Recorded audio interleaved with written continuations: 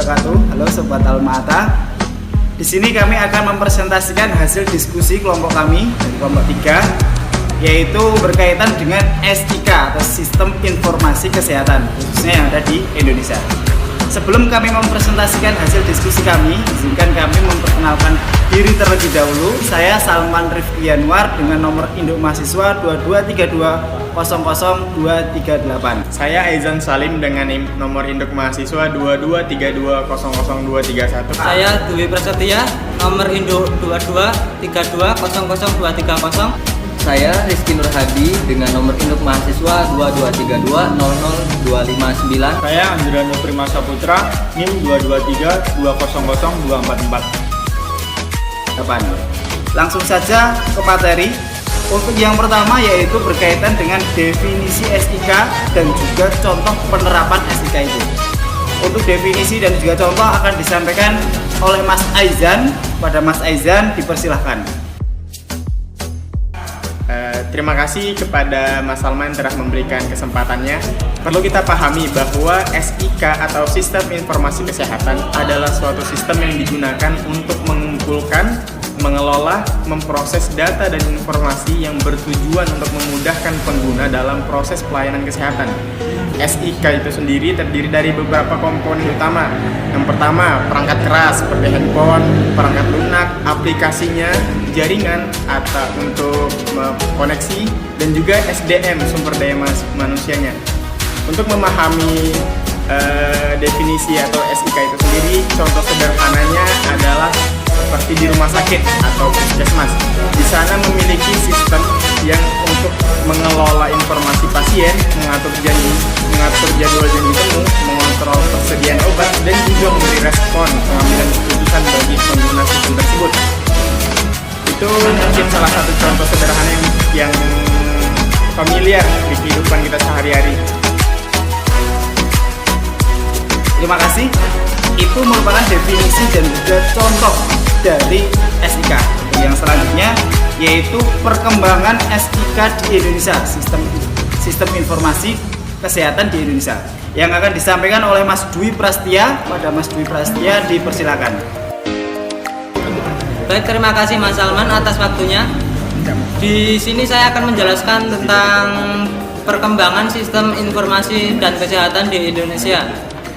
Jadi, sejak awal munculnya sistem informasi dan kesehatan di Indonesia, telah terjadi berbagai macam perkembangan dan berbagai masa transisi.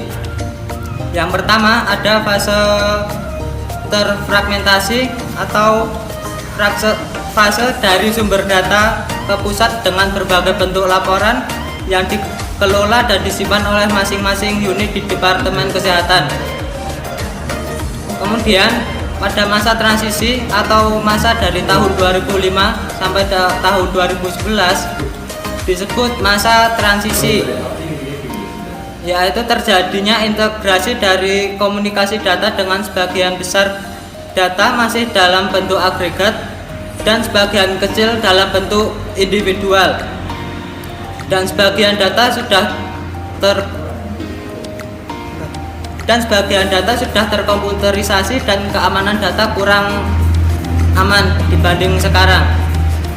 Yang ketiga, pada tahun 2012 sampai sekarang terjadi masa komputerisasi. Masa komputerisasi memanfaatkan data yang terintegrasi. Kemudian fase yang ketiga pada tahun 2012 sampai sekarang, yaitu era komputerisasi dengan pemanfaatan data yang terintegrasi dan lebih cepat serta efisien. Data yang tersedia dalam bentuk individual dan langsung diunggah ke bank data di pusat menggunakan teknologi mHealth yang terjamin keamanan dan kerahasiaannya serta lebih ramah lingkungan. Demikian dari saya mengenai perkembangan SIK ini. Kembali lagi ke Mas Salman. Terima kasih Mas Dwi. Untuk yang selanjutnya yaitu fungsi dan juga peran dari sistem informasi kesehatan ini sendiri. Untuk fungsi dan juga peran akan disampaikan oleh Mas Rizky. Kepada Mas Rizky dipersilakan. Baik, terima kasih kepada Mas Salman yang telah memberikan kesempatan kepada saya untuk menyampaikan fungsi dan peran dari Sistem Informasi dan Kesehatan atau SIK ini. Ada 3 fungsi dan peran yang saya ambil dari Sistem Informasi dan Kesehatan ini. Yang pertama yaitu meningkatkan efisiensi operasional, kemudian memperkenalkan inovasi dan bisnis, lalu ada membangun sumber informasi yang strategis. Untuk yang pertama yaitu meningkatkan efisiensi operasional. Contohnya yang saya ambil dari rumah sakit, seperti di rumah sakit yang menggunakan sistem informasi berupa database yang dimana kegunaannya untuk menyimpan data pasien. Seperti contoh pada zaman dahulu itu ketika belum menggunakan teknologi canggih, yaitu kita masih menggunakan teknologi manual, yaitu kita menulis data-data pasien itu di kertas. Ketika kita menulis data-data pasien itu di kertas, maka seiring berkembangnya zaman atau seiring ditelannya zaman, ada kemungkinan mungkin data tersebut bisa hilang atau rusak, seperti dimakan rayap. Maka ketika pasien itu datang untuk 3 tahun kemudian atau 5 tahun kemudian, maka data itu akan sulit ditemukan karena ya mungkin sudah lapuk atau bagaimana. Kemudian yang kedua, memperkenalkan inovasi dalam bisnis. Seperti contohnya sistem rumah sakit yang membutuhkan sebuah sistem seperti aplikasi, software atau dan lain sebagainya, itu kan tidak mungkin dari pihak rumah sakit tersebut yang akan membuatnya, yaitu dengan cara kerjasama menjalin bisnis dengan orang-orang yang ahli dalam bidang IT. Dari kerjasama itu akan sama-sama menguntungkan, baik itu menguntungkan bagi orang yang ahli dalam bidang IT tersebut ataupun bagi rumah sakit yang merasa terbantu atau dimudahkan dengan aplikasi tersebut. Yang ketiga yaitu membangun sumber informasi yang strategis. Contohnya meningkatkan aksesibilitas data yang tersaji secara cepat dan tepat sehingga pasien tidak perlu datang langsung ke rumah sakit.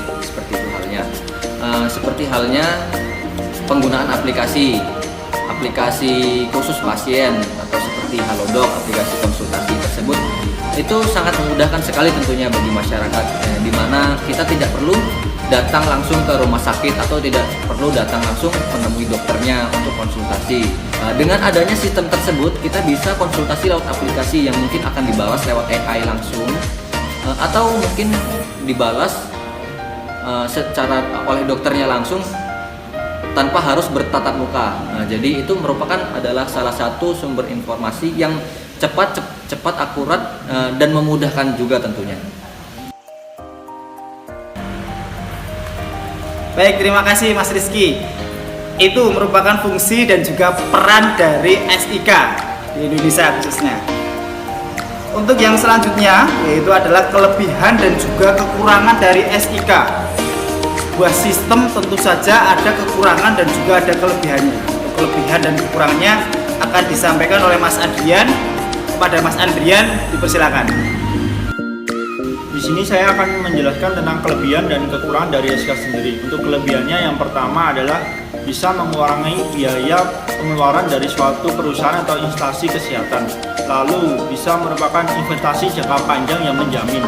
Selanjutnya adalah bisa mengefisienkan waktu atau menghemat waktu pelayanan kesehatan sehingga tidak menjadi tumpukan dalam antrian atau dalam hal tersebut itu antriannya tidak menumpuk terlalu banyak. Untuk kelemahannya sendiri adalah tidak jauh dari SDM kita yang kurang memadai atau berkualitas. Lebih tepatnya adalah kurangnya sosialisasi yang diadakan dan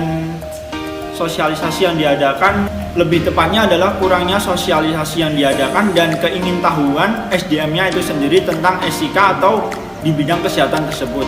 Selanjutnya adalah modal awal atau modal utama yang digunakan alat-alat dalam SIK tersebut atau dalam bidang kesehatan tersebut. Terima kasih. Terima kasih Mas Andrian. Itu merupakan kelebihan dan juga kekurangan dari SIK. Sebuah sistem tentunya memiliki kelebihan dan juga kekurangan.